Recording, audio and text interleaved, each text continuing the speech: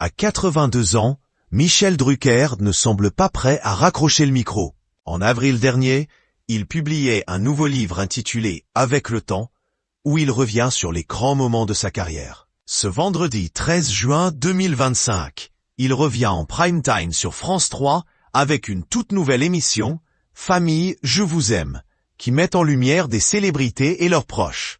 Invité de Thomas Hill dans Culture Média, il a expliqué le concept de l'émission. Toutes ces familles étaient là, ça a fonctionné. On a fait ça sur 2 jours.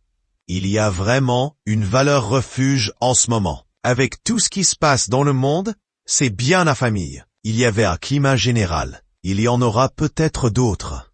Invité sur le plateau de l'Heure des pros, ce mercredi 11 juin, Michel Drucker s'est confié à Pascal Praud sur son état d'esprit actuel, marqué par un regain de bonheur après des années difficiles. Oui, aujourd'hui, je suis heureux, a-t-il affirmé en évoquant ses récents soucis de santé. J'étais au fond du trou. J'ai des idoles désormais, mon chirurgien et mon cardiologue qui m'ont sauvé la vie. Quand on a eu ce que j'ai eu, il y a un avant et un après. L'animateur a raconté ses doutes lors de son hospitalisation. Je pensais que je n'allais pas revenir. Mais au fil du temps, il a noué une belle amitié avec le chroniqueur Nathan Dever, un lien qu'il attribue à Pascal Praud. Grâce à vous, j'ai connu Nathan Dever, c'est un coup de foudre amical. Il est venu me voir à l'hôpital, c'est un type formidable, un grand écrivain. Je lui ai même proposé de faire la préface de ses prochains ouvrages. Michel Drucker conclut sur une note pleine de gratitude.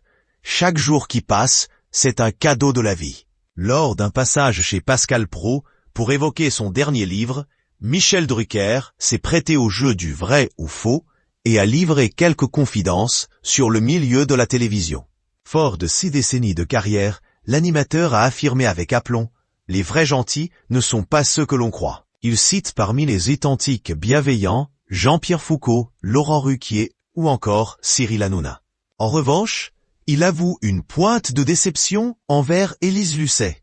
Il explique « Le seul regret que j'ai, c'est qu'elle n'a pas accepté d'être sur mon canapé de Vivement Dimanche ». Une absence qu'il attribue à un manque de temps de la part de la journaliste. Il précise qu'elle n'avait plus le temps pour venir